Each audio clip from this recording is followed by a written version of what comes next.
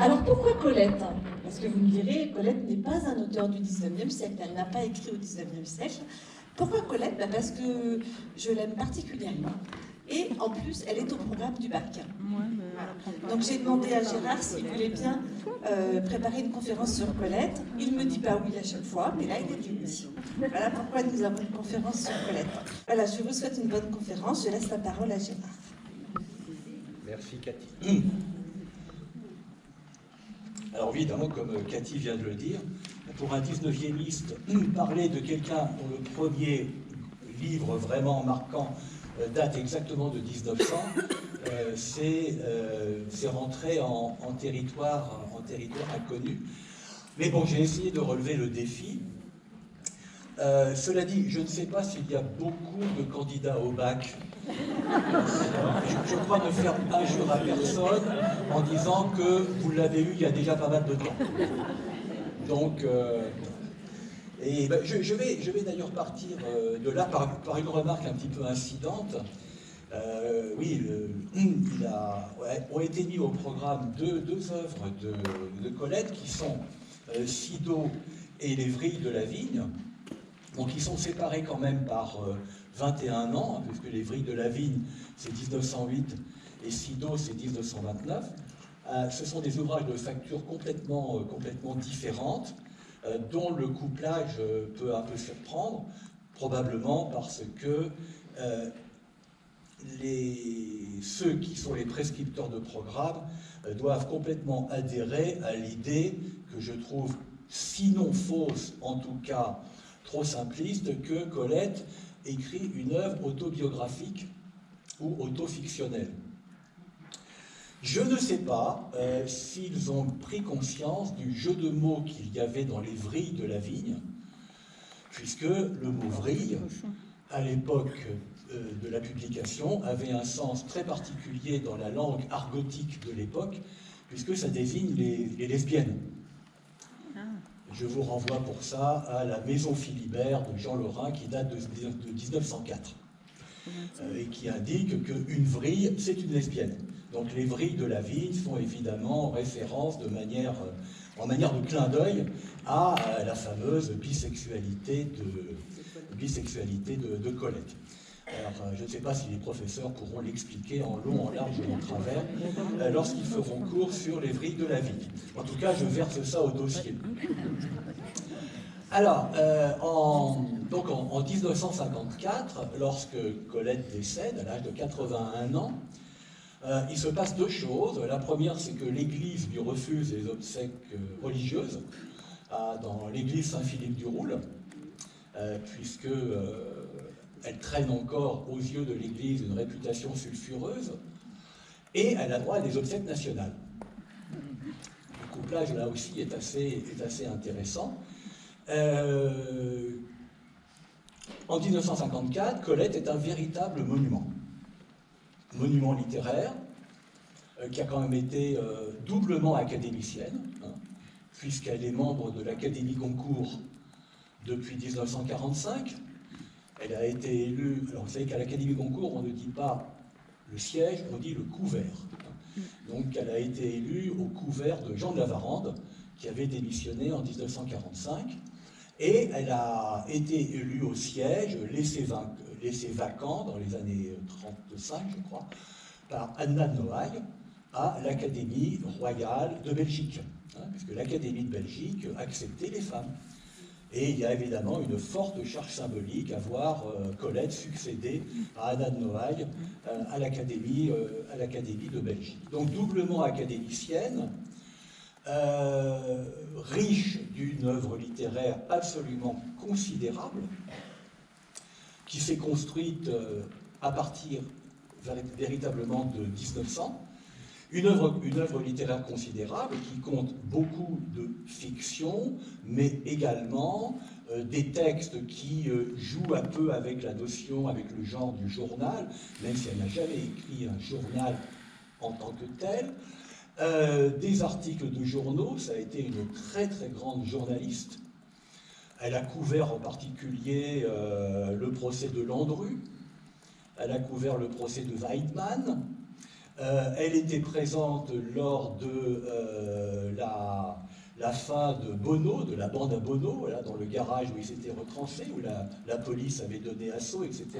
Donc vous voyez que Colette, dans le siècle, occupe une place vraiment tout à fait remarquable, et qui l'impose, alors en tant que femme écrivain, et peut, je dirais, la mettre à peu près sur le même rang pour ce qui est de la qualité littéraire, pour ce qui est de l'aura, pour ce qui est je dirais, du renom qu'elle peut avoir internationalement, sur le même rang que George Sand. Je dirais que George Sand et Colette sont peut-être les deux meilleures représentantes de femmes écrivains de langue française. Alors, il n'y a pas qu'une Colette, parce que, bien sûr, il y a les différentes phases de sa carrière, mais surtout, elle n'a pas été qu'écrivain. Elle a été comédienne, et c'est d'ailleurs ça qui a fait scandale, hein, puisqu'elle n'hésite pas à se produire nue, ou plus exactement recouverte d'une peau de bête, ou recouverte de haillons qui ne laissent rien perdre de son anatomie. Elle a fréquenté énormément de cercles littéraires, de cercles mondains. Elle a été également esthéticienne à un moment donné de sa vie. Elle a ouvert un institut de beauté. Elle vend des cosmétiques.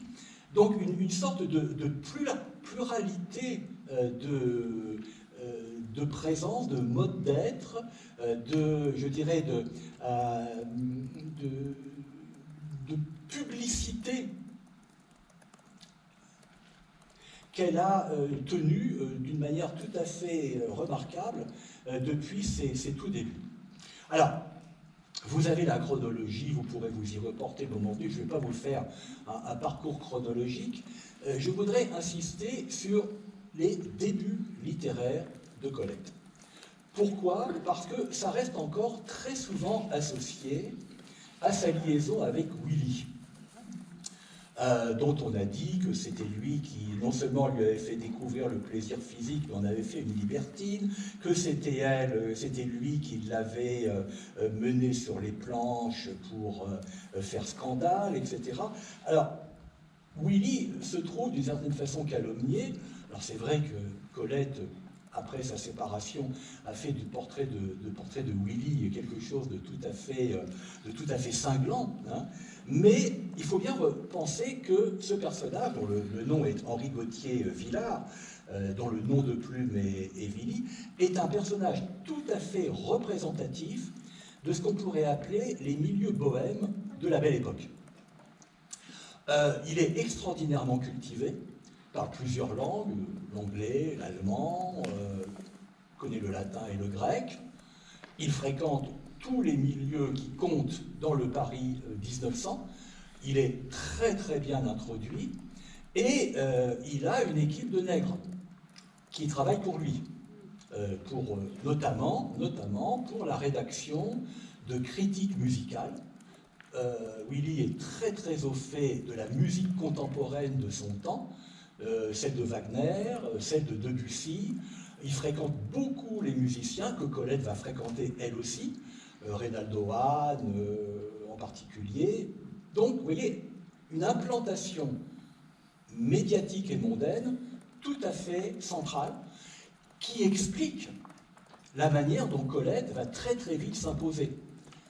Non pas simplement par la qualité d'œuvres littéraires qui d'ailleurs paraissent sous le nom de Willy, hein, la série des Claudines, avec le premier Claudine à l'école, mais aussi parce que elle va immédiatement trouver sa place dans ce milieu bohème, y compris avec son accent bourguignon, qu'elle n'a absolument pas perdu et qu'elle n'a jamais cherché d'ailleurs à changer, qui lui donne une place singulière et en même temps la met au centre à peu près de tous les regards. Donc, Willy est également celui qui va la mettre, si j'ose dire, en rapport avec des femmes homosexuelles.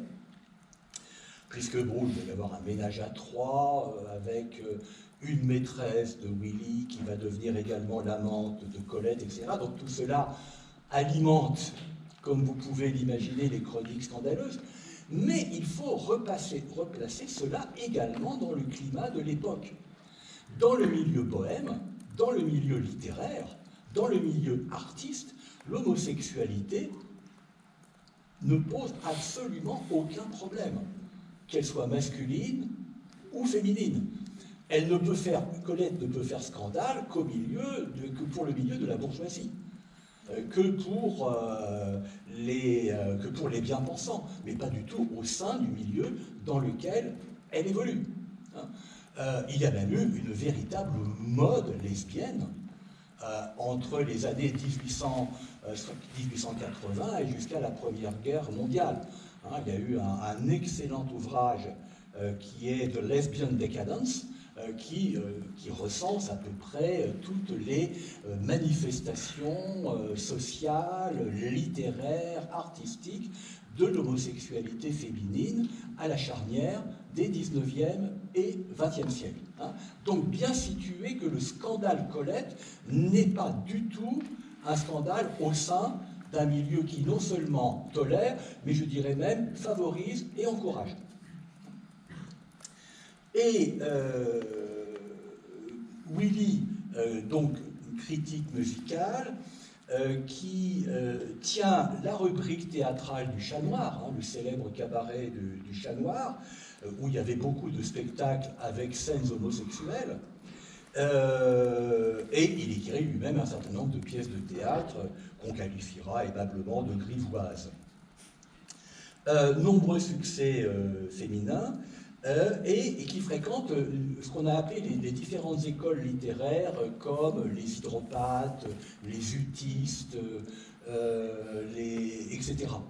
Donc il faut bien comprendre que vous êtes dans un moment tout à fait particulier de l'histoire littéraire et artistique française, enfin pour l'essentiel, parisienne. Donc, lorsqu'il lui fait écrire la série des Claudines, cela obéit au fond à trois motivations principales. Faire écrire des textes qu'il va pouvoir signer, et ça c'est une pratique dont il a vraiment l'habitude. D'une certaine façon, lancer Colette à l'intérieur du milieu qu'il fréquente. Et bien entendu, considération qui n'est absolument pas secondaire, toucher les droits d'auteur. Colette n'aura pas un centime de droit d'auteur sur les livres de Claudine, puisqu'ils sont signés Willy. Mais justement, Colette ne signera de son nom Colette, de son nom qui est à la fois son véritable patronyme et son nom d'écrivain, puisqu'elle ne met pas de prénom, elle ne signera du nom de Colette ses ouvrages qu'à partir de 1923 avec Le blé en herbe. Jusque-là, elle va, lorsque elle se sera séparée de Willy, dont elle divorce en 1910, les livres qu'elle va écrire seront signés Colette Willy. Pourquoi? Parce que c'est le nom qu'il a imposé. Tout le monde savait que les ouvrages signés Willy étaient écrits par Colette. Et donc, il y a la question du nom, la question du statut et du standing d'écrivain dont Colette va jouer pour pouvoir après imposer son propre nom de plume. On est dans une stratégie d'écrivain que Colette manie admirablement dans la progression de sa carrière. Et lorsque elle se sépare de Willy, elle est devenue la maîtresse de Henri de Jouvenel. Henri de Jouvenel qui travaille au journal Le Matin, un des plus grands quotidiens français d'avant la Première Guerre mondiale, qui va la prendre comme dans son équipe journalistique, où elle va écrire des articles tout à fait remarquables. Là aussi, replacer ça dans les pratiques d'écrivains depuis déjà le début du XIXe siècle, où beaucoup d'écrivains sont en même temps journalistes. Alors, au départ, c'est parce qu'un écrivain qui vivait mal de ses œuvres littéraires gagnait un peu plus en étant journaliste, mais cela, graduellement, a laissé place à une rentabilité de droits d'auteur pour les écrivains supérieurs, mais ils ont continué d'être journalistes. Pourquoi? Parce que le journaliste est une admirable école d'écriture et qui implique un style soutenu, particulier, et lorsqu'on le maîtrise, on s'impose véritablement dans la presse de l'époque. Je vous une parenthèse, la presse du XIXe siècle et du début du XXe, je dirais jusqu'à la Deuxième Guerre mondiale, est d'une qualité littéraire d'écriture des articles absolument remarquable. Rien à voir avec la presse contemporaine. Alors, pour vous donner quelques noms de ceux que Colette fréquente, pour ne me borner qu'aux écrivains. Marcel Proust, Anatole France, Marcel Proust pour lequel elle a une très très grande admiration. Je considère à titre personnel que pour ce qui est de la maîtrise stylistique au XXe siècle, Proust et Colette sont parmi les 3 ou 4 meilleurs écrivains français. Même si l'écriture est complètement différente, mais pour ce qui est de la qualité de la langue littéraire, on peut véritablement les mettre sur le même plan. Donc, Claudine va être portée à la scène en 1902, et ça va être joué par Paulhaire. Alors Paulhaire, grande actrice du musical de la fin du XIXe siècle, qui veut passer à une scène plus noble, et qui donc va jouer Claudine. Alors malheureusement, le texte de la pièce Claudine n'a jamais été publié. On suppose que c'est une transcription de Claudine à l'école, hein, d'après les témoignages qu'on a, mais on ne dispose pas du texte. Alors Paulhaire, vous savez que c'était une de ces femmes dont on pouvait prendre la taille à 2 mains, tellement elle s'était comprimée avec les corsets de l'époque. Quand on voit les photos, c'est tout à fait impressionnant. Naturellement, elle est également homosexuelle. Et l'autre grande liaison de Colette qui va commencer en 1905, c'est celle qui a le nom, si j'ose dire, le nom de guerre de Missy, qui est la dernière fille du duc de Morny. Elle, homosexuelle, déclarée, ostentatoire et de présentation très masculine. Elles vont avoir une liaison qui va durer 5 ans. Et c'est avec elle que Colette va monter sur scène pour Rêve d'Égypte, qui est un mimodrame, hein, il n'y a pas de texte, et où elles vont s'embrasser à pleine bouche sur la scène. Et là, évidemment, vous imaginez les réactions du public et de la critique théâtrale. Bien. Donc, tout cet aspect scandaleux qui a été très longtemps attaché à la figure de Colette doit vraiment être replacé dans un climat tout à fait particulier, dans lequel Colette a très bien évolué. L'autre grande époque de Colette, c'est la Première Guerre mondiale. Pourquoi? Parce que Henri de Joudel, qu'elle a épousé, part à la guerre, et elle va quand même réussir à aller le voir sur le front à Verdun 2 fois, ce qui est tout à fait exceptionnel. Et là, elle écrit beaucoup d'articles dans la presse, au fond, la vie à Paris pendant la Première Guerre mondiale, qui est une source tout à fait intéressante. Alors évidemment, autre objet de scandale, c'est que Colette, après être mariée à Henri de Jouvenel, entretiendra une liaison avec le fils d'Henri de Jouvenel, Bertrand de Jouvenel, il y a 30 ans d'écart. Alors on a dit que c'était une relation incestueuse. Ben non, techniquement non, c'est pas son fils. Mais enfin, cela contribuera également à la réputation sulfureuse de Colette, que nous pourrions qualifier, avec un anachronisme, d'une cougar tout à fait efficace. Et ensuite, donc elle divorce d'Henri de Jouvenel. Henri l'a quittée pour une autre femme, et dans l'hiver 24-25, elle a 52 ans, elle fait la connaissance de Maurice Goudequet, qui a 36 ans, et qui sera son mari jusqu'à la fin, et dont elle acceptera avec bonhomie ses maîtresses tout au long de sa vie. Hein. Et donc Maurice de Goudequet va rester toute sa vie jusqu'en 1954, au même titre d'ailleurs que la servante et gouvernante Pauline, qui a accompagné la plus grande partie de la vie de Colette.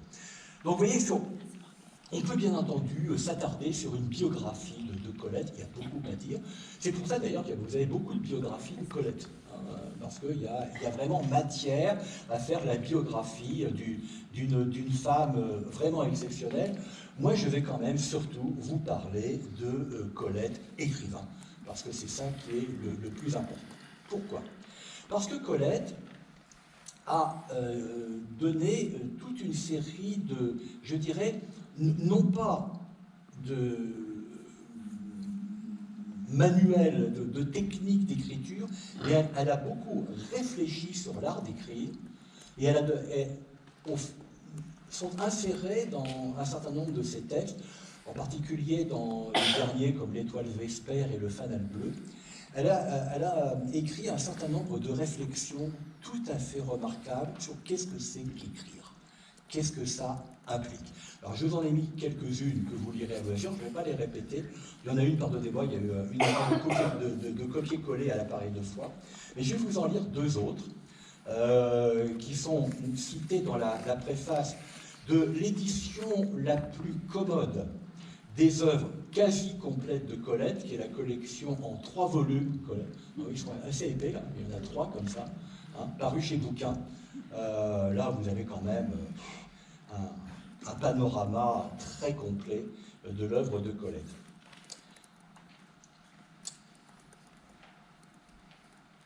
J'ai horreur d'écrire. Je deviens enragé. Je stagne. Mon roman me rend malade. J'écris lentement et avec désespoir.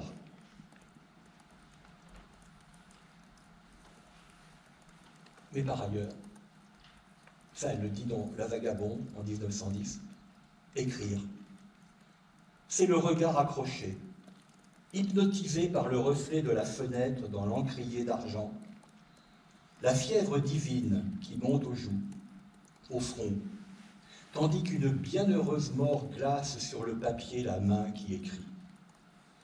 Cela veut dire l'oubli de l'heure, la paresse au creux du divan, la débauche d'invention d'où l'on sort courbattu, abêti, mais déjà récompensé, et porteur de trésors qu'on décharge lentement sur la feuille vierge, dans le petit cirque de lumière qui s'abrite sous la lampe.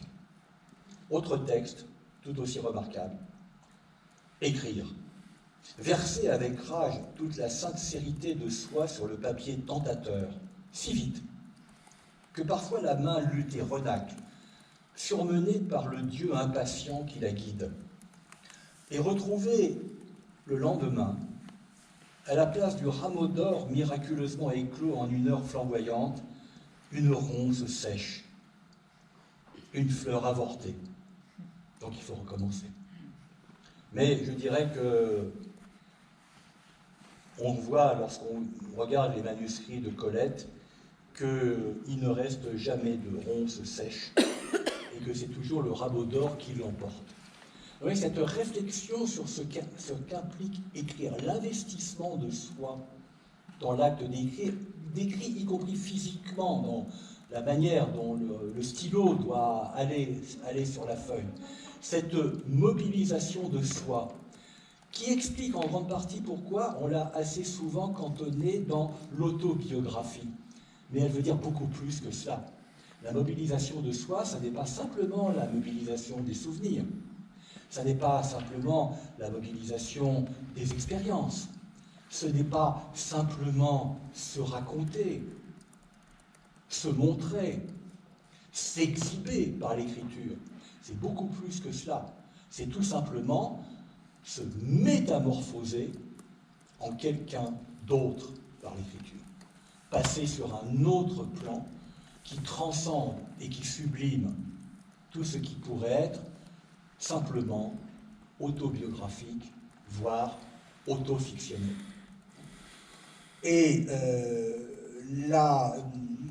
l'écriture de Colette est véritablement cet acte de sublimation de tout ce qui constitue, je dirais, l'épaisseur, la matérialité et la spiritualité d'un individu, de l'individu Colette.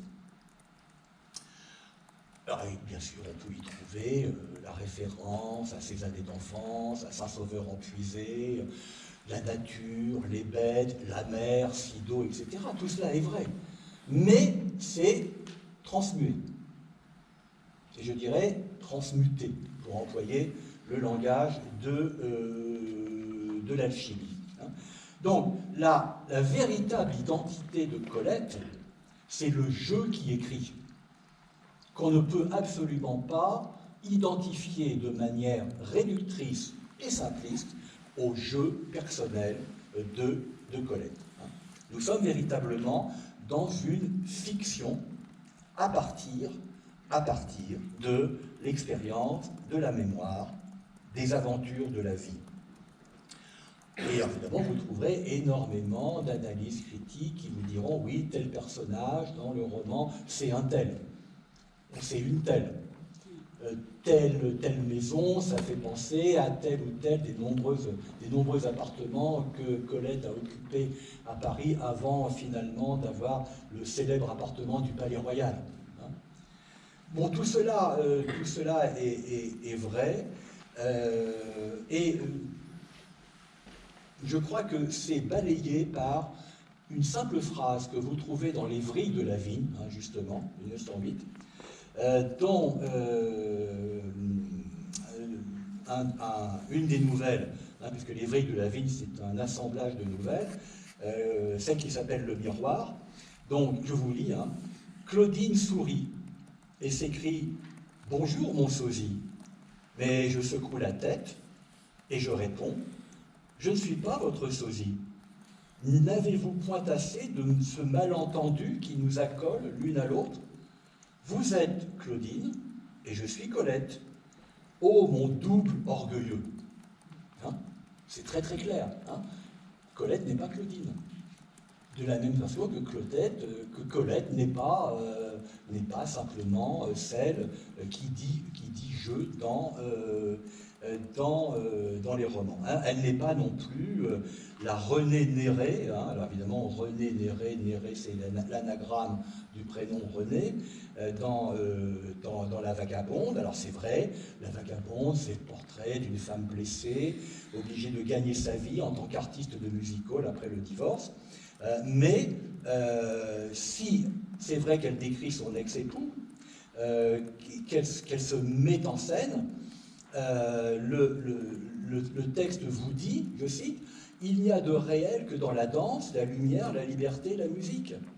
Il n'y a de réel que de rythmer sa pensée, la traduire en beaux gestes. » Donc, on voit très très bien que l'on est tout à fait sur un autre plan que celui-là. Bon, j'insiste un peu là-dessus parce que j'ai été frappé en lisant toute une série d'analyses critiques de Colette, de cette espèce de rengaine sur l'autobiographie chez Colette.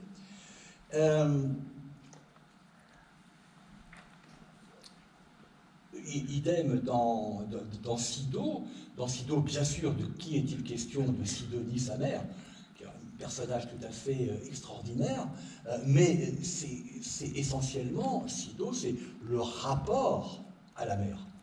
C'est à la fois la figure de la mère, mais c'est l'enfant qui va mythifier son enfance en véritable âge d'or. Ce qui va donc rejaillir sur la figure littéraire de Sido. Hein.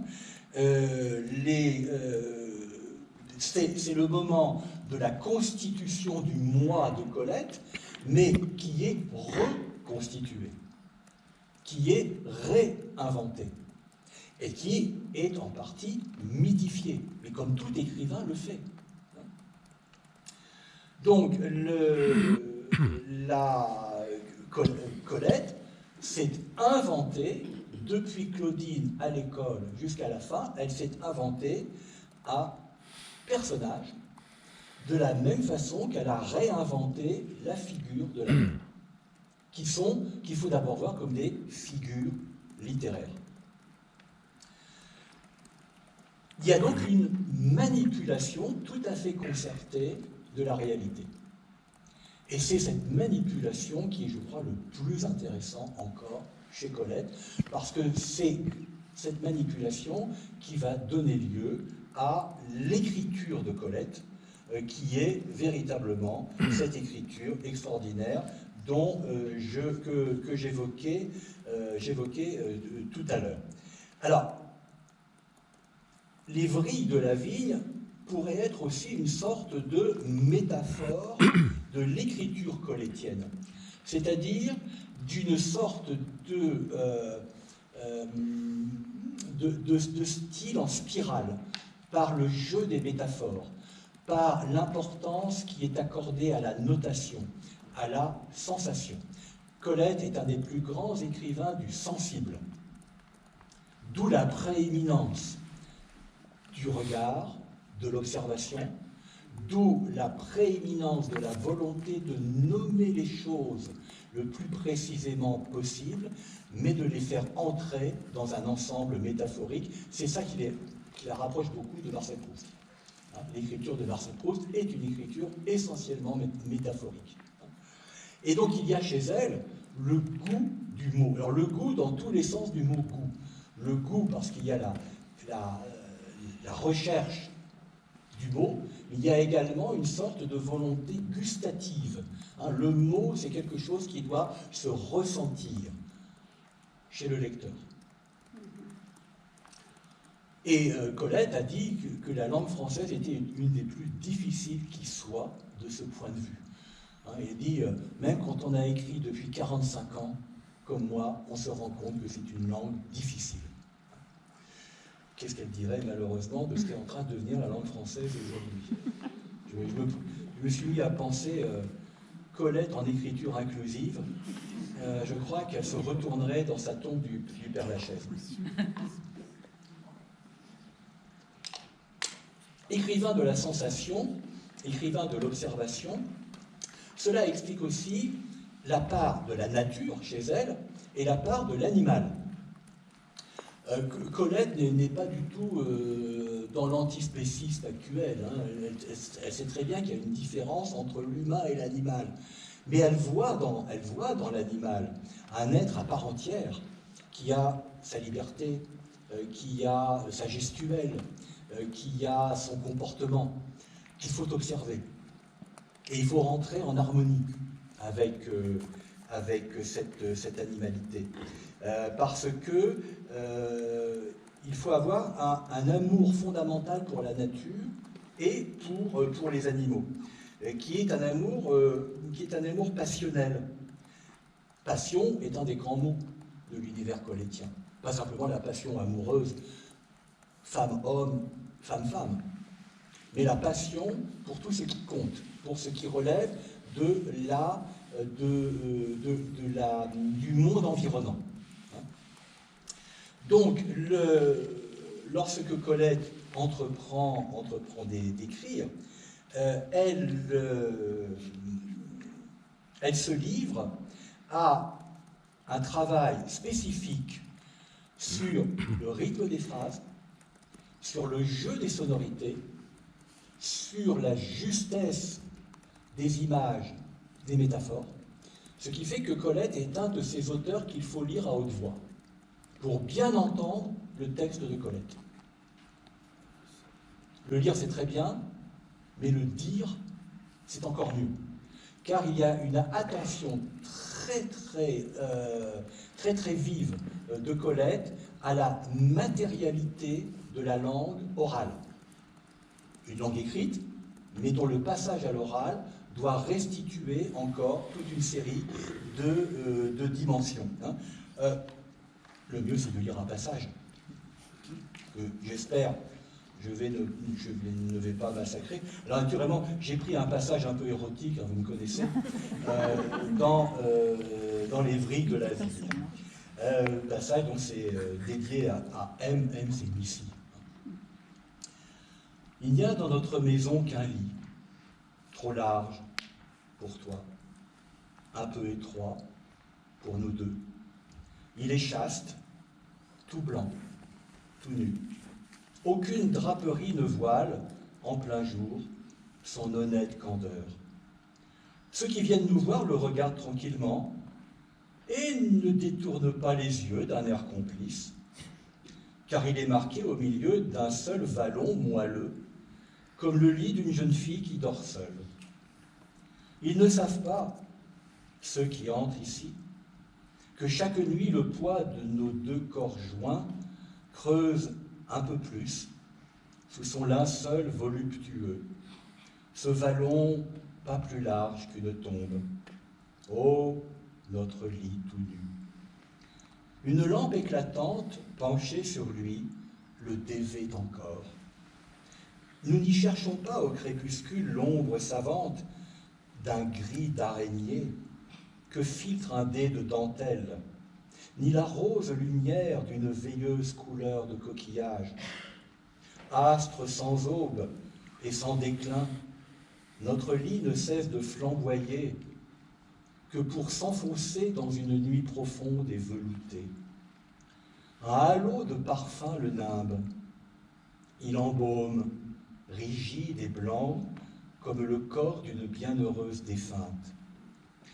C'est un parfum compliqué, qui surprend, qu'on respire attentivement, avec le souci d'y démêler l'âme blonde de ton tabac favori, l'arôme plus blond de ta peau si claire, et ce santal brûlé qui s'exhale de moi.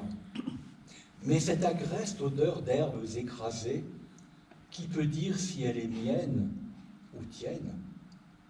Reçois-nous ce soir, ô notre lit, et que ton frais vallon se creuse un peu plus sous la torpeur fiévreuse dont nous enivra une journée de printemps dans les jardins et dans les bois. Je gis sans mouvement, la tête sur ta douce épaule. Je vais sûrement, jusqu'à demain, descendre au fond d'un noir sommeil, un sommeil si têtu, si fermé, que les ailes des rêves le viendront battre en vain. Je vais dormir. Attends seulement que je cherche pour la plante de mes pieds qui fourmille et brûle une place toute fraîche. Tu n'as pas bougé. Tu respires à longs traits. Mais je sens ton épaule encore éveillée, attentive à se creuser sous ma joue. Dormons. Les nuits de mai sont si courtes. Malgré l'obscurité bleue qui nous baigne, mes paupières sont encore pleines de soleil, de flammes roses, d'ombres qui bougent, balancées. Et je contemple ma journée les yeux clos, comme on se penche, derrière l'abri d'une persienne, sur un jardin d'été éblouissant. Comme mon cœur bat, j'entends aussi le tien sous mon oreille. Tu ne dors pas? Je lève un peu la tête. Je devine la pâleur de ton visage renversé, l'ombre fauve de tes courts cheveux. Tes genoux sont frais comme deux oranges. Tourne-toi de mon côté pour que les miens leur volent cette lisse fraîcheur. Voilà, un très beau texte, très poétique, qui évidemment parle d'une relation amoureuse, d'une relation charnelle, mais en des termes qui la subliment et qui la placent dans la poésie de ce lit quasi-conjugal, dans une atmosphère, dans une ambiance. Et vous aurez remarqué les allitérations en V, etc., qui reprennent un petit peu les vrilles de la vigne. Cet entrelacement des notations, là vous êtes dans du pur Colette. Un autre? Un petit extrait de Sido, hein, puisque les deux textes sont couplés. Il y avait dans ce temps-là de grands hivers, de brûlants étés. J'ai connu depuis des étés dont la couleur, si je ferme les yeux, est celle de la terre aux creuses, fendillée entre les tiges du blé et sous la géante ombelle du panais sauvage, celle de la mer grise ou bleue. Mais aucun été, sauf ceux de mon enfance, ne commémore le géranium écarlate et la hampe enflammée des digitales. Aucun hiver n'est plus d'un blanc pur, à la base d'un ciel bourré de nus ardoisés, qui présageait une tempête de flocons plus épais, puis un dégel illuminé de 1000 gouttes d'eau et de bourgeons lancéolés. Ce ciel pesait sur le toit chargé de neige des greniers à fourrage, le noyer nu, la girouette, et pliait les oreilles des chattes. La calme et verticale chute de neige devenait oblique. Un faible ronflement de mer lointaine se levait sur ma tête encapuchonnée, tandis que j'arpentais le jardin, happant la neige volante. Avertie par ses antennes, ma mère s'avançait sur la terrasse, goûtait le temps, me jetait un cri. « La bourrasque d'ouest, cours, ferme les lucarnes du grenier, la porte de la remise aux voitures et la fenêtre de la chambre du fond. » Mousse exaltée du navire natal, je m'élançais, claquant des sabots, enthousiasmé, si du fond de la mêlée blanche et bleu-noir, sifflante, un vif éclair, un bref roulement de foudre, enfants d'ouest et de février, comblaient tous deux un des abîmes du ciel. Je tâchais de trembler, de croire à la fin du monde.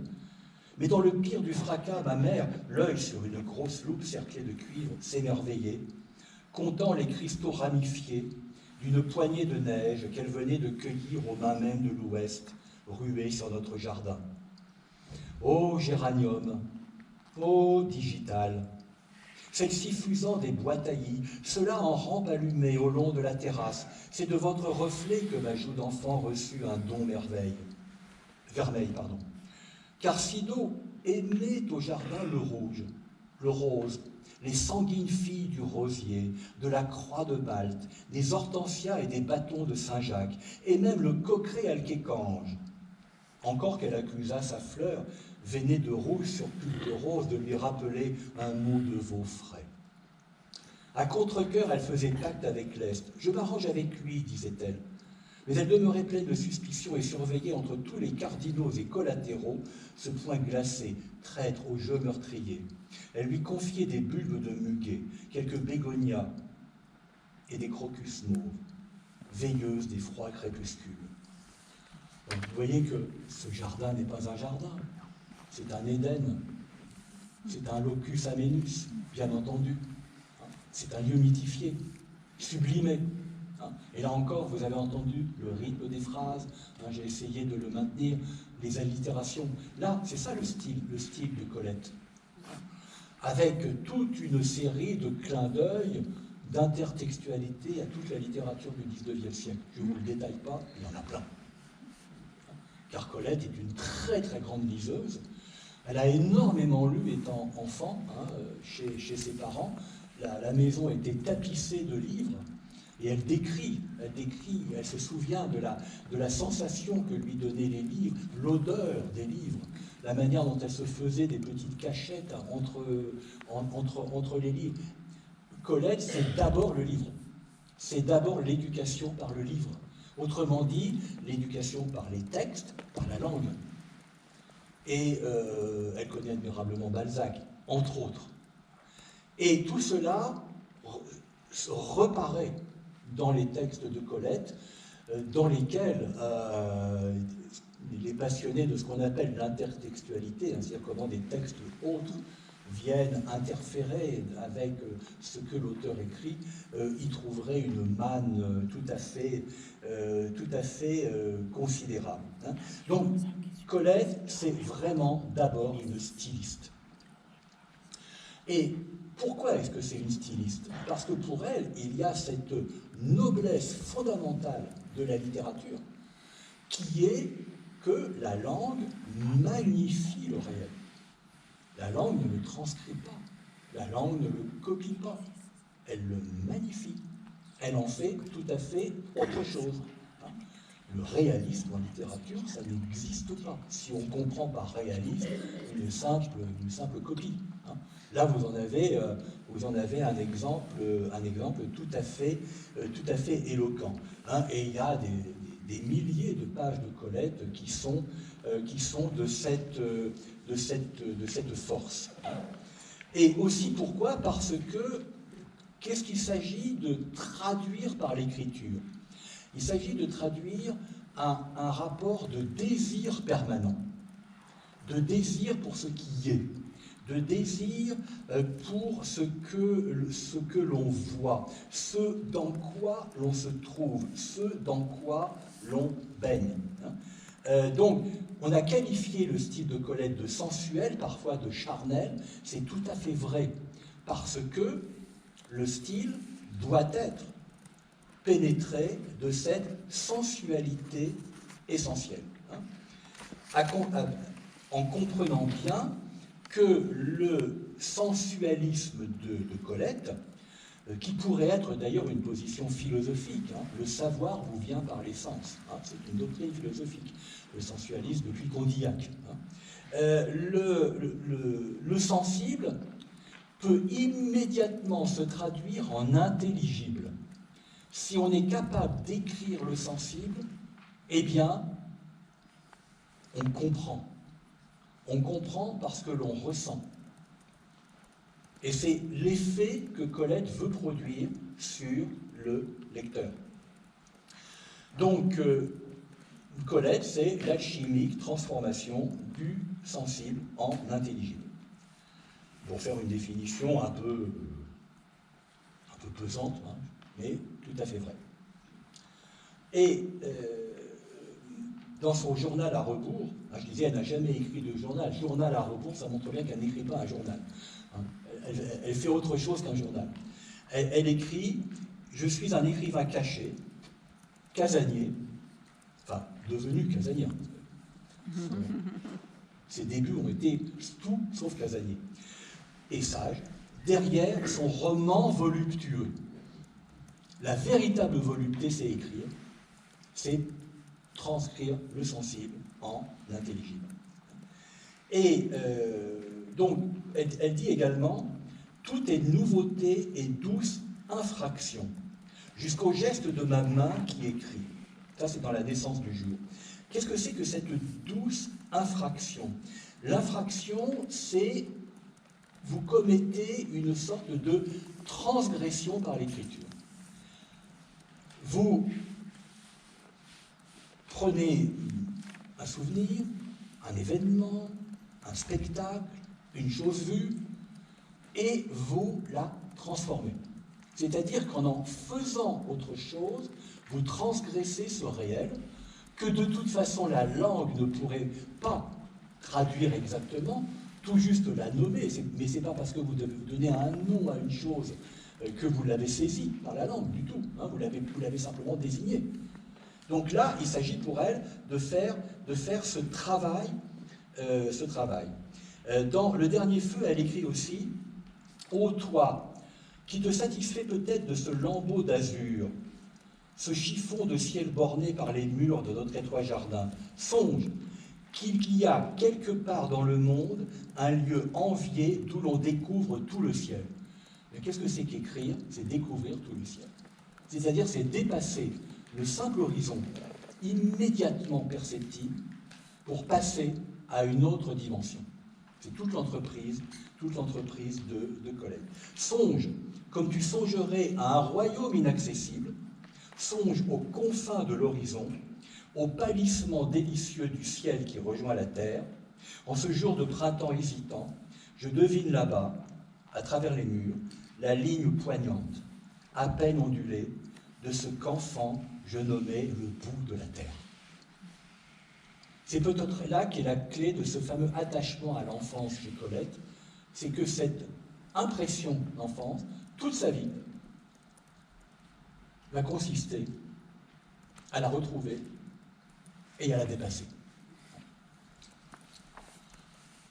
Il s'agit donc finalement de constamment réécrire le pays qu'on a quitté. Et par pays, entendez, pas simplement Saint-Sauveur en Puisée, pas simplement la Bourgogne, hein, le pays mental, le paysage mental. Là encore, point de contact avec Marcel Proust, chez qui écrire le paysage mental est une grande entreprise de tout à la recherche du temps perdu. Autre passage qui va dans le même sens. Il y a encore dans mon pays une vallée étroite comme un berceau où le soir s'étire et flotte un fil de brouillard, un brouillard ténu, blanc, vivant, un gracieux spectre de brume couché sur l'air humide. Animé d'un lent mouvement d'ondes, il se fond en lui-même et se fait tour à tour nuage, femme endormie, serpent langoureux, cheval à coups de chimère. Si tu restes trop tard penché vers lui sur l'étroite vallée, à boire l'air glacé qui porte ce brouillard vivant comme une âme, un frisson te saisira, et toute la nuit, tes songes seront fous. C'est donc cette folie inhérente à un spectacle ordinaire, mais qui est complètement métamorphosé, où le brouillard se métamorphose, c'est comme les métamorphoses d'Ovide, il se métamorphose en une succession d'images, d'illusions, toutes plus séduisantes les unes que les autres. Écoute encore, donne tes mains dans les miennes. Si tu suivais dans mon pays un petit chemin que je connais, jaune et bordé de digital d'un rose brûlant, tu croirais gravir le sentier enchanté qui mène hors de la vie. Le chant bondissant des frelons fourrés de velours, les frelons fourrés de velours, admirable comme image, t'y entraîne et bat à tes oreilles comme le sang même de ton cœur jusqu'à la forêt, là-haut, où finit le monde. C'est une forêt ancienne, oubliée des hommes, et toute pareille au paradis. C'est le paradis de l'enfance. Le vert paradis des amours enfantines, comme a dit l'autre.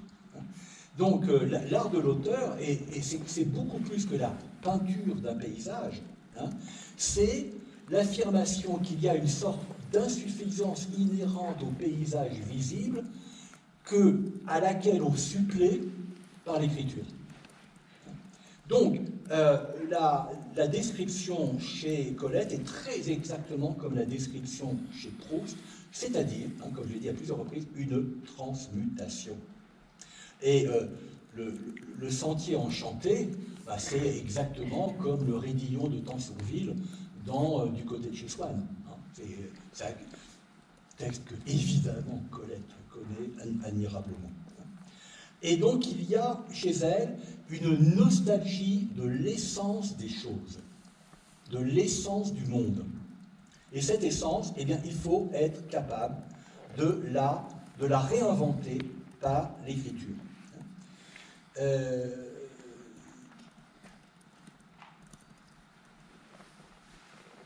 Autre citation qui va dans le même sens. Aurais-je atteint ici ce que l'on ne recommence point? Toujours dans la naissance du jour. Tout est ressemblant aux premières années de ma vie, et je reconnais peu à peu au rétrécissement du domaine rural, au chat, à la chienne vieillie, à l'émerveillement, à une sérénité dont je sens de loin le souffle, miséricordieuse humidité, promesse de pluie réparatrice suspendue sur ma vie encore orageuse, je reconnais le chemin du retour. Le mot émerveillement est un mot-clé. C'est l'émerveillement devant le monde que l'on va écrire. Et vous voyez comment tous ces textes, je crois, montrent pourquoi, pendant quand même pas mal d'années, Colette, dans l'enseignement primaire et secondaire, a été réduite à la dictée. Colette, c'était l'auteur admirable pour les dictées. Alors, qui est une forme de consécration par l'institution scolaire, mais c'est également une sorte de voie de garage. Alors, j'ai un petit souvenir personnel, parce que j'ai passé mon certificat d'études, et la dictée que j'ai eue, c'était Colette. C'était la première fois que je rencontrais un texte de Colette. Et c'est pour moi un souvenir cuisant, parce que j'ai fait une faute. J'ai fait une faute sur le mot « emporte-pièce ». Pendant toute la durée de la dictée, le temps de la relecture qu'on nous laissait généreusement pour relire, je me suis dit, est-ce qu'il y a un S à pièce ou pas? Et bêtement, j'en ai mis un. Au lieu de me dire, un emporte-pièce emporte une pièce à chaque fois. Voilà. Donc je dois à Colette de ne pas avoir eu la note maximale à la dictée de mon certificat d'études. En revanche, je ne m'étais pas trompé sur le trait d'union. Que voulez-vous? Bref, donc, quand vous regardez les manuels scolaires et les livres de classe des années, je dirais même dès les années 30, hein, vous voyez qu'il y a des extraits de Colette. Pourquoi? Parce que, bon, c'est des textes magnifiques, et que c'est bourré de pièges, pour les accords des participes, hein, en particulier. Mais, comme je vous dis, c'est une voie de garage. Ça a été le cas pour Anatole France. Anatole France a été également un grand auteur de dictées pour l'enseignement primaire. Bon, alors, Dieu merci, elle en est sortie depuis longtemps. Alors, il y a un vers de Victor Hugo que j'aime bien, dans lequel on pourrait voir la définition concentrée de ce qu'est la nature chez Colette. Alors, je vous le donne. La nature est une apparence corrigée par une transparence. Beau sujet de dissertation. Vous avez 4 heures. Mais c'est exactement ça. Une apparence corrigée par une transparence. L'apparence que l'on va évidemment nommer, décrire, embellir, mais derrière laquelle il y a autre chose à trouver. Et toute la difficulté de l'écriture, c'est la transparence. Car si on se contente de décrire, fût-ce admirablement, du point de vue de Colette, on a raté son coup. On n'a pas suggéré, on n'a pas laissé entrevoir, on n'a pas laissé comprendre, on n'a pas rendu suffisamment intelligible. Parce que ça part d'une très très vieille idée romantique dont j'ai eu l'occasion de développer lors de conférences précédentes, hein, qui est la correspondance entre le visible et l'invisible, entre le naturel et le surnaturel. Sur avec un trait d'union naturel, pas le surnaturel au sens des fantômes et des tables qui tournent, hein, c'est qu'il y a au-dessus d'eux. Hein. Donc,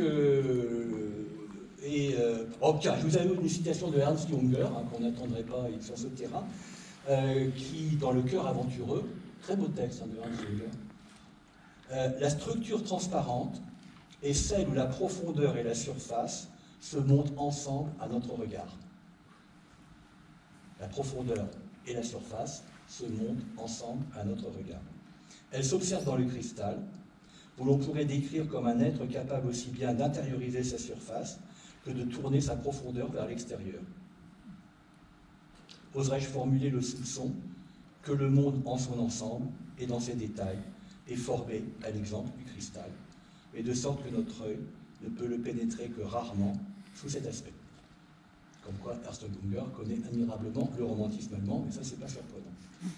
Donc vous voyez, je pense que c'est une formulation qui rend très bien compte de l'écriture de Colette, que honnêtement, je préfère infiniment à dire Colette n'a fait au fond que constamment s'écrire, sous une forme autofictionnelle.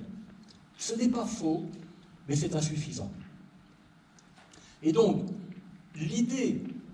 l'autre grande idée de Colette à propos du style, c'est d'avoir un style pur. Alors, que veut dire pur? Qui est l'éclat, la transparence d'un diamant. L'idée que la langue pure, c'est celle qui arrive à l'intangibilité de son expression littéraire. Le grand rêve de Flaubert.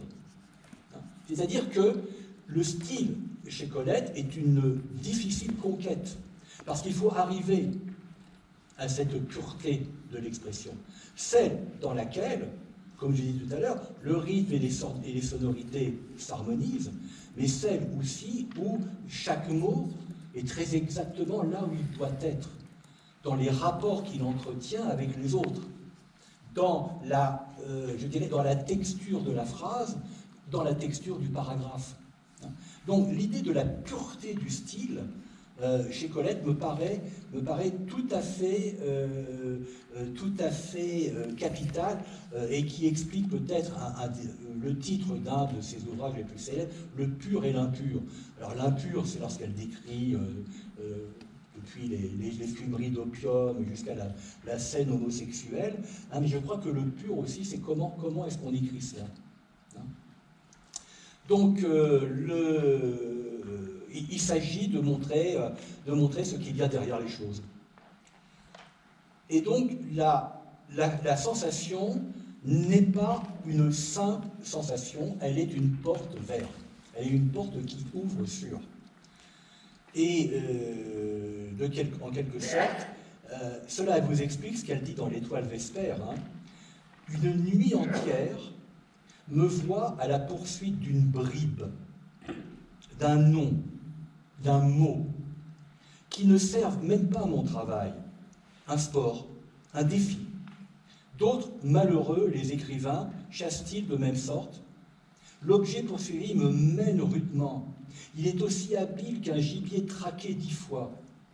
Il m'arrive, pour qu'il se laisse rejoindre, de le chanter, lui, ses brumeuses homonymies, son rythme entrevu vaguement. S'il s'endort, je dors. Mon repos le rend imprudent, et je le capture au matin, innocemment assoupi. La capture du mot, la capture du rythme, dans la naissance du jour. Un des titres de Colette, la naissance du jour, c'est ça aussi. C'est le moment où l'écriture arrive sous la plume, où enfin quelque chose peut s'écrire.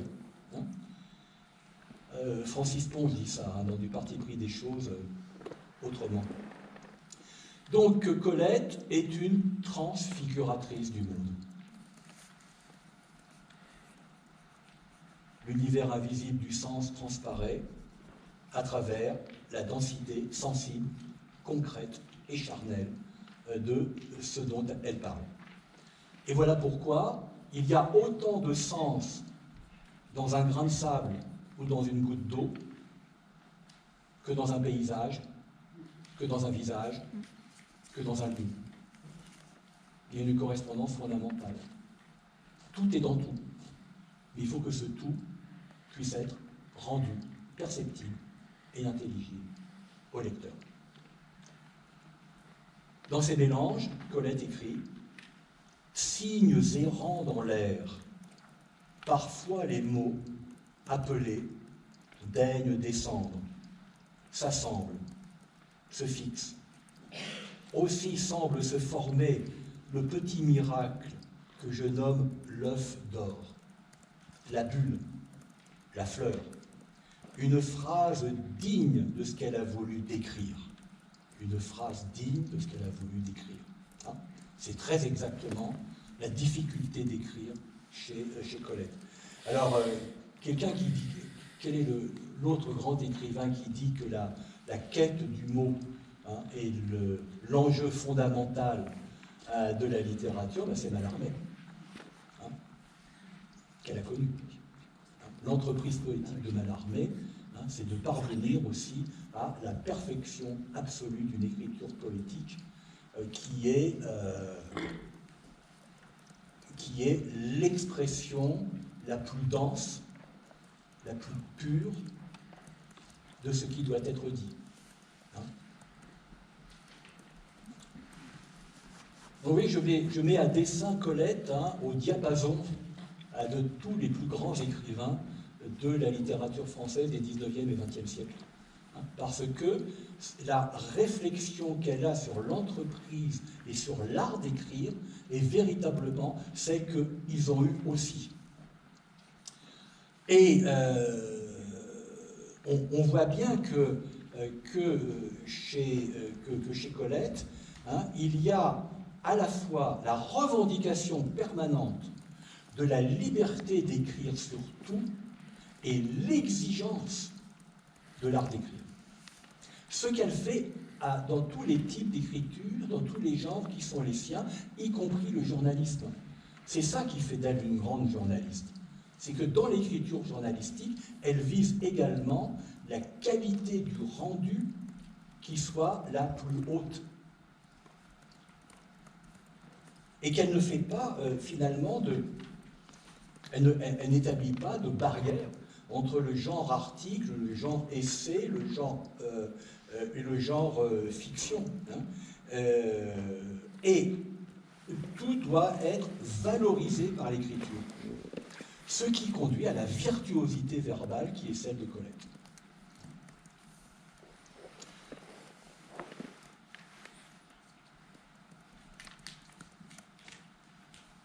Ainsi,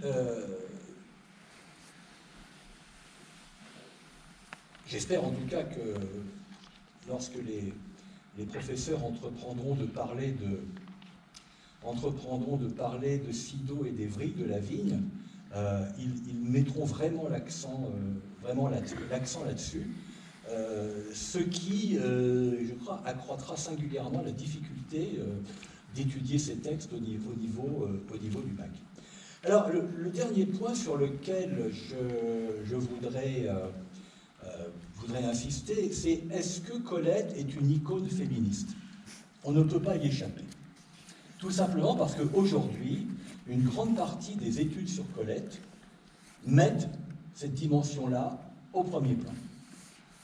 Alors, Colette déteste les militantes féministes. Elle a dit qui que prendre des suffragettes, en particulier. Alors, donc, a priori, on ne va pas la ranger du côté des féministes. Mais en fait, elle est supérieurement féministe. Bien au-delà d'un militantisme à courte vue. Pourquoi?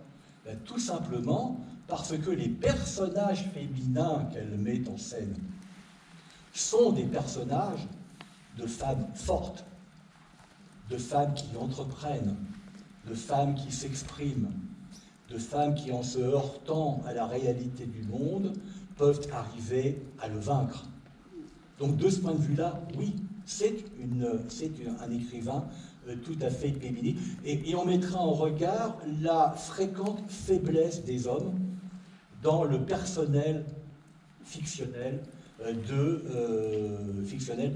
Colette. Elle l'est également dans la célébration du corps féminin. Et pas uniquement, et je dirais même pas principalement, parce qu'elle est bisexuelle. Non, c'est parce qu'elle voit dans le corps féminin un des chefs-d'œuvre de la nature. Et que le corps, c'est ce qui également doit être exprimé par la littérature. La sensualité de Colette en passe aussi par les images, les métaphores qui vont décrire le corps, et singulièrement le corps féminin. Et je verrais volontiers, si vous voulez, dans la comédienne exhibitionniste qu'elle a pu être, beaucoup plus que la volonté de scandaliser, la volonté d'affirmer que le corps féminin est en lui-même un objet de spectacle esthétique. Et alors que pour l'époque, le corps féminin sur scène, c'était dans les spectacles égrillards. Et c'était suggéré, ben en fait, elle mettait un maillot, hein, elle n'était pas nue. Il s'agissait tout simplement de laisser deviner, ou alors là, plus exactement, dans les pièces pornographiques qu'on jouait dans les bordels. Mais donc, il s'agit de lutter contre cette image dévalorisante du corps féminin réduit à la simple, au simple fait de susciter le désir sexuel, pour l'esthétiser comme, tout simplement, comme harmonie et comme beauté. Donc, de ce point de vue-là, il y a une écriture féministe du corps qui a été très développée dans la littérature féministe contemporaine. Mais donc, Colette est véritablement la pionnière. Et donc, s'exhiber sur scène, c'était et une provocation et l'affirmation de ce que le corps féminin est digne d'être montré en dehors des sculptures dans les musées. Je pense que ça, c'est tout à fait important. Donc, je verrai, si vous voulez, chez Colette, cette affirmation, je dirais, d'un féminisme heureux, pas du tout revendicatif, mais qui impose une certaine façon d'être une femme dans le monde de la fin du 19e et du début du 20e. D'où aussi l'esthéticienne. Être une esthéticienne, c'est dans ce grand mouvement du soin qu'on apporte au corps féminin entre les deux guerres. Bon, Sarah Bernard aussi a été une pionnière de ce point de vue-là. Donc on est dans une époque de la libération progressive du corps féminin qui se présente comme tel, qui s'affirme comme tel, et qui va engendrer toute cette industrie des salons de beauté, des salons d'esthétique, etc., auquel Colette va participer.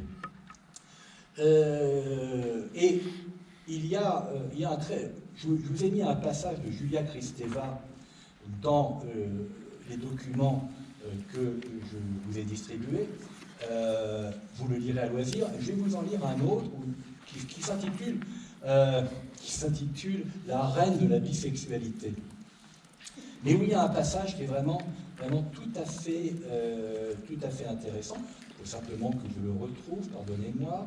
Ça a dû s'accrocher avec un trombone, avec un autre. Voilà.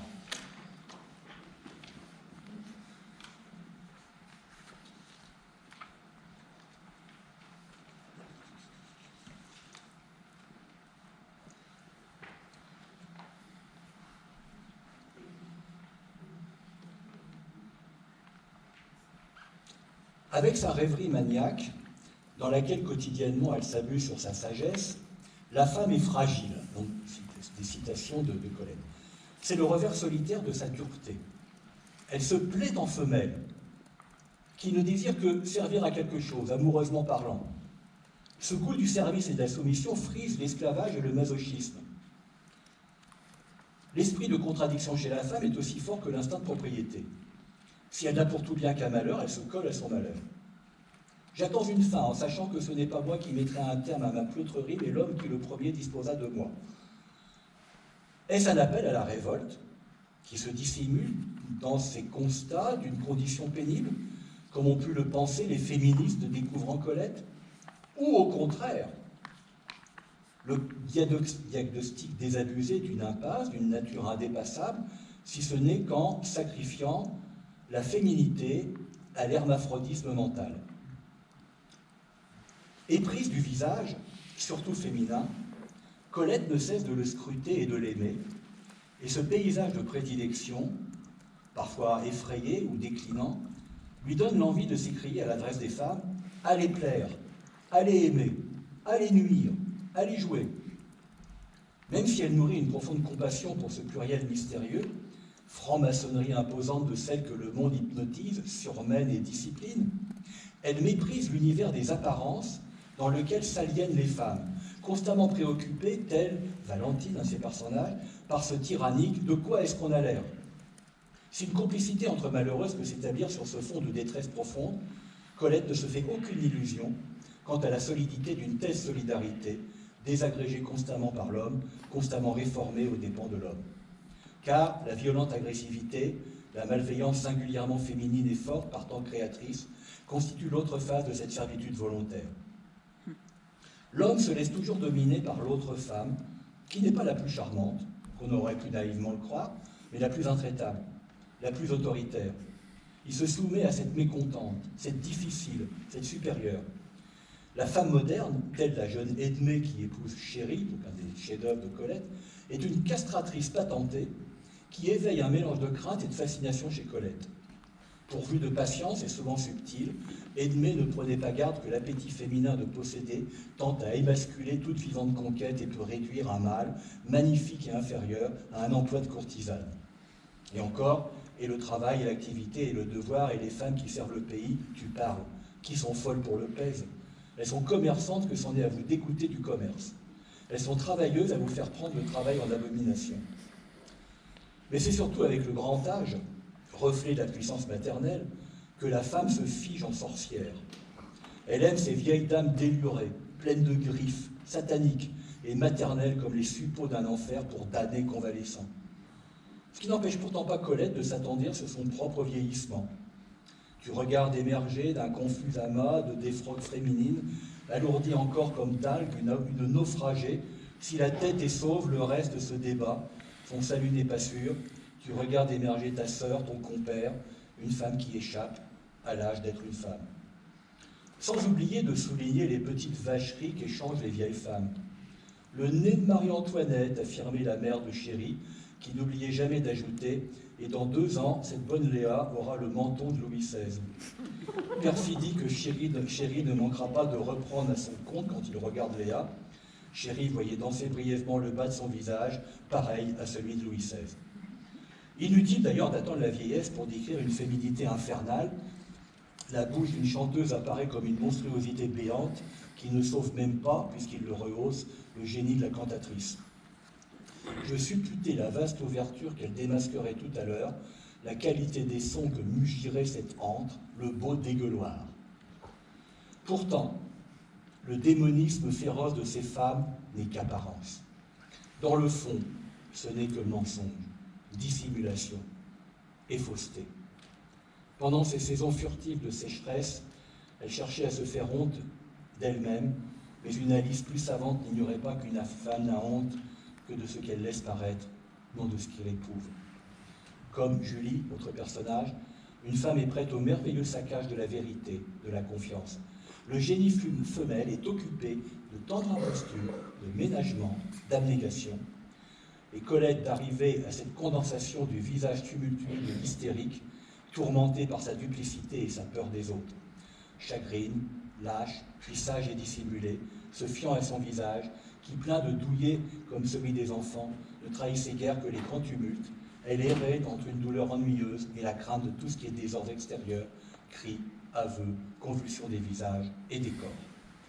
Donc, puissance originelle, conclut Kristeva, et maléfique, la figure de la mère cristallise et étaye cette vision d'une féminité redoutable qui imprègne les pages de Colette.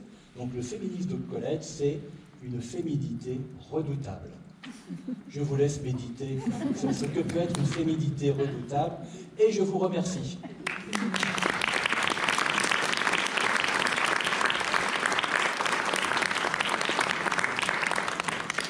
S'il y a des questions, je peux essayer d'y répondre, mais avant cela, il y a une petite annonce qui va vous être faite. Voilà les 2 personnes qui vont vous la faire, qui m'ont demandé très gentiment si c'était possible, et évidemment, j'ai dit voilà. Merci beaucoup. Bonjour tout le monde et merci à vous de me laisser la parole. Il se trouve que nous sommes de Vernonay, voilà, et qu'il y a un auteur de pièce de théâtre qui s'appelle Laurent Mansart, qui a écrit pour nous une pièce de théâtre qui s'appelle, comme au début de la conférence, Colette et Willy. Voilà. Oui, Colette et Willy. Colette et Willy. Et donc, nous allons représenter tous les 2 Colette et Willy. Colette et Willy. Et c'est une pièce un peu autobiographique, mais pas que, voilà. Et que nous allons jouer au théâtre qui est à l'école Marcel Beaufour. C'est le théâtre qui sert au théâtre du Lion et au théâtre de la Rasoir, le dernier week-end de janvier. Voilà. Je te laisse la parole parce que je ne vais pas. Voilà. Alors c'est très intéressant parce que cette conférence qu'on a écoutée, ça nous a mis en perspective beaucoup de choses qu'on voit dans la pièce. Et c'est très intéressant parce que du coup on a approfondi encore plus les personnages, pardon. Ah oui, alors je reprends. Donc ce qu'on a écouté, c'est vraiment ce que ça... C'est vraiment, dans la pièce, on retrouve un peu tout ce qu'on a entendu là, et ça nous a permis de mûrir encore les personnages, avec un peu de recul un peu plus tard. Hein. Voilà, et donc nous jouerons cette pièce le dernier week-end de janvier, donc c'est 26, 27, 28 janvier, au théâtre du campus des associations, maintenant ça s'appelle, à l'espace Marcel Beaufour. Voilà, et puis... donc c'est une pièce musicale. Alors je ne serai pas nue avec des poils dans les oreilles, voilà, mais peut-être. Voilà, donc c'est une pièce musicale. Oui, enfin, c'est une pièce de théâtre avec ponctuée de quelques chansons dont j'ai fait la musique. Voilà. Bravo. Donc c'est Très bien, parfait. bon. Merci beaucoup. Oui, de rien, de rien. Et écoutez, j'espère que beaucoup de gens iront voir cette pièce qui a l'air alléchante. De toute façon, Colette et Willy, c'est alléchant. Oui. Parfois pour de mauvaises raisons, mais peu importe. Voilà.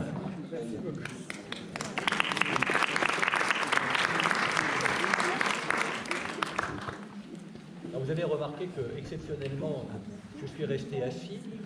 Il y a deux raisons. La première, c'est que j'ai très mal au dos. Ah, pardon. Ah.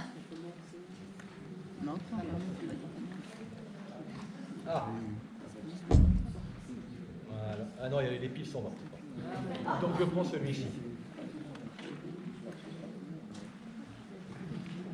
Voilà, c'est mieux comme ça? Oui. Là, les piles du micro-cravate ont rendu l'âme. Oui, je reste exceptionnellement assis parce que vous savez que j'ai plutôt l'habitude d'être péripatéticien. Mais d'une part, j'ai très mal au dos. Et surtout, vous savez peut-être que je fais un marathon de conférences aujourd'hui, puisqu'à 19h, il y a une conférence sur Tintin et l'espace. Là, je change vraiment de domaine. Mais je connais beaucoup mieux Tintin que Colette. C'est ce qui vous explique le grand écran qui est derrière. Donc à 19h, Tintin et l'espace, ça sera très ludique, tout en étant très sérieux, car il n'y a rien de plus sérieux que Tintin, bien entendu. Voilà, si vous avez des questions, je vous écoute. J'ai été très panoramique et très lacunaire, hein. Mais bon, parce que je voulais essentiellement faire entendre un peu la langue de Colette et insister sur ce qui est pour moi vraiment fondamental dans le style de Colette, au-delà du chatoiement de la biographie extrêmement riche de Colette. Voilà, merci. Non? Ah oui. Juste une question par rapport à ce style et cette exigence. Est-ce que Colette écrivait facilement?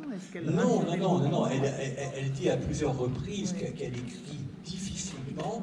Elle rature beaucoup, hein, puisqu'on a pas mal de manuscrits de Colette. Non, pour elle, l'écriture est un véritable sacerdoce. Hein, surtout lorsqu'elle est...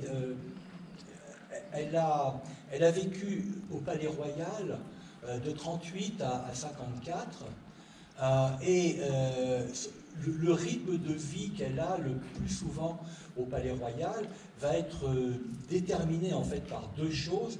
Une qui est malheureusement purement contingente, c'est qu'elle a souffert d'arthrose et d'arthrite des jambes qui l'ont pratiquement empêchée de se mouvoir. Elle va continuer de voyager, mais il faut la porter, etc. Et ça lui a donné beaucoup de souffrance. Les traitements qu'on lui a infligés lui faisaient très mal et avaient une totale inefficacité. Donc elle est un petit peu assignée à résidence, si vous voulez, au Palais Royal. Mais la deuxième chose, c'est le rythme qu'elle s'impose. Et elle écrivait beaucoup l'après-midi et la nuit. Le matin était consacré à son courrier, c'est une admirable correspondante, hein, est consacrée à son courrier, à des visites, etc. Mais l'après-midi, elle s'impose un minimum de 4 heures d'écriture,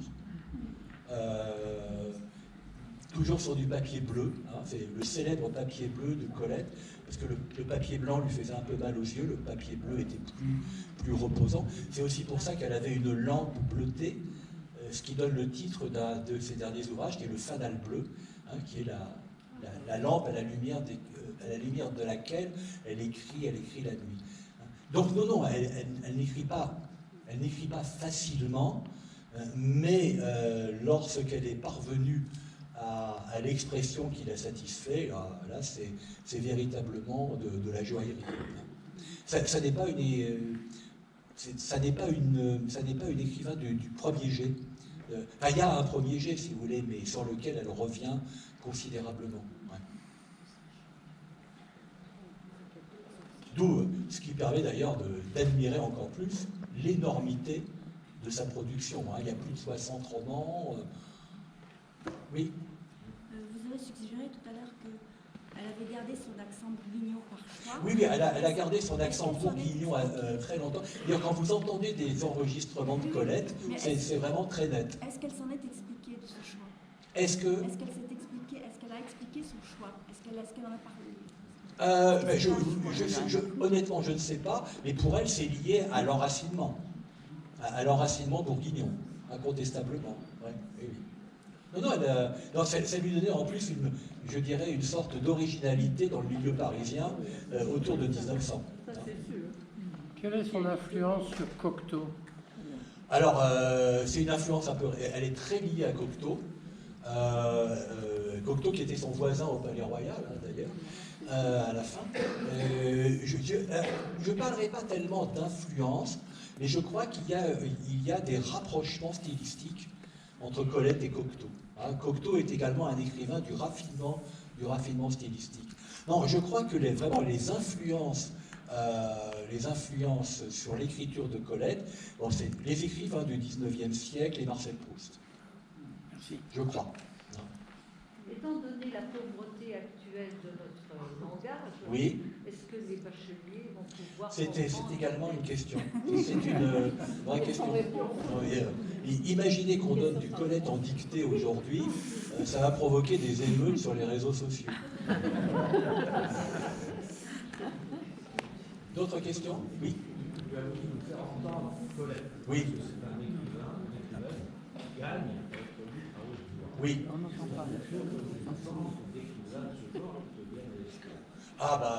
D'abord Flaubert. Flaubert est un écrivain qui écrit en fonction d'une oralité. Et il est lui-même le fameux gueuloir, etc. Mais c'est unique, c'est parce qu'il vise à l'expressivité poétique. Et donc il faut que ça s'entende. Parce qu'il y a un travail sur le rythme et les sonorités. Je dirais que c'est également le cas pour Proust. Proust doit s'entendre. Parce que c'est là que l'on apprécie d'une manière encore plus fine la qualité de la phrase proustienne. Et Céline. Je dirais que Céline doit également être lue à haute voix. Fabrice Lucchini a eu parfaitement raison de dire des extraits du Voyage au bout de la nuit. Parce qu'il y a une théâtralité de la langue de Céline dans le Voyage. Dans la suite aussi. Parce que ce sont des écrivains qui ont un rapport à la langue dans lequel je dirais, ce qu'on peut appeler la matérialité du mot, c'est-à-dire sa sonorité, sa composition sonore est très importante. Donc, les lire à haute voix, au fond, c'est aller dans le sens de ce qu'ils ont voulu faire. Je ne dis pas que si on ne le fait pas, on passe à côté, mais c'est un plus tout à fait important. Donc oui, Flaubert, Proust, Céline, en voilà trois qui me viennent à l'esprit. Oui. Je voulais juste rappeler qu'en 2022, au bac, ont été choisis des textes de Sylvie Germain. Et Sylvie Germain a été ennuyée. Oui, tout simplement parce qu'elle avait osé utiliser un mot comme ludique, qui était totalement inconnu au bataillon. C'est tous les ans qu'on soit ennuyés, Voilà. les élèves. Donc elle s'est fait menacer de mort sur les réseaux sociaux quand même. Voilà où on en est. Je crois bien que Il n'y a pas qu'elle. son domicile a été protégé par, Oui, absolument. par la police. Non, vous avez beaucoup de textes littéraires qui sont devenus littéralement illisibles pour une partie, hélas, notable des élèves. C'est comme ça. Bon, il y a pas mal de professeurs dans la salle, je crois qu'ils ne vont pas le démentir. C'est pas une question de génération, là. D'autres questions? Oui. C'était dans quel poème de Victor Hugo, ce vers sur la nature? Et je m'attendais à ça, parce que j'ai oublié. Alors, je pense, mais c'est vraiment à vérifier, que c'est dans les rayons et les ombres. Mais c'est sans garantie.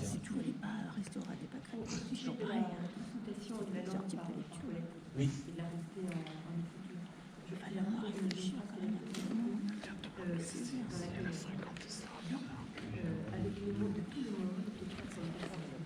Oui, bah, ça irait tout à fait dans ce sens-là.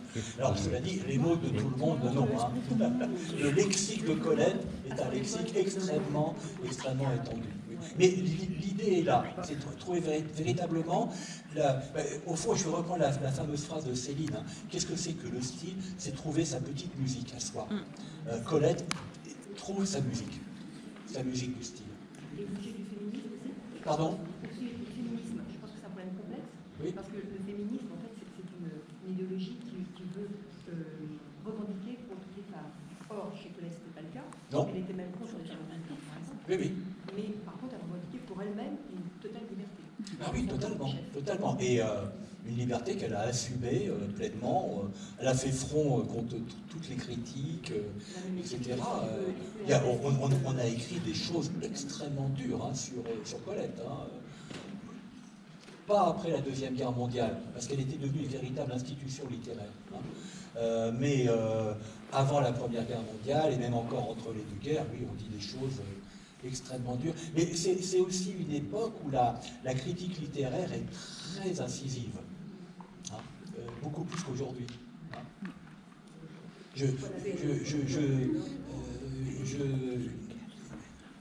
Je suis en train de lire, j'en parlais à une amie, je suis en train de lire des critiques théâtrales faites par les frères Goncourt. Alors vous imaginez, quand les frères Goncourt veulent être méchants, alors je vais en citer deux qui sont très très brefs, hein, à propos de deux pièces de théâtre aujourd'hui totalement oubliées. La première, c'est « Quant au talent de mademoiselle Untel, on n'en parlera pas, car il ne faut jamais dire de mal des absents. » Et deuxième critique, « Le rideau tomba, la pièce aussi. » C'est la recension d'une pièce. C'est admirable. C'est à la fois délicieusement méchant et c'est l'art de la course. On ne s'en relève pas. D'autres questions? Est-ce qu'il y a une proximité entre Sarah Bernard et Colette? Alors on pourrait faire... Alors, je pense qu'elles se sont connues, c'est à vérifier, mais il y a une vraie proximité entre Sarah Bernard et Colette en tant que femmes défiant les conventions. Défiant les conventions bourgeoises. Ah oui, très nettement. Mais pas de lien particulier non, connu. mais de la même manière que Sarah Bernard, elle aussi, elle évolue dans un milieu très très spécifique. Et chacune s'est imposée avec un talent qui quand même est devenu incontestable. D'autres questions? Non. Bon, bah écoutez, je vous remercie. Et puis, il y en a peut-être quelques-uns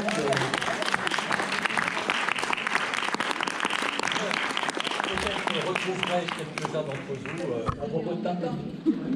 Bonne mi-temps. Pardon? Bonne mi-temps.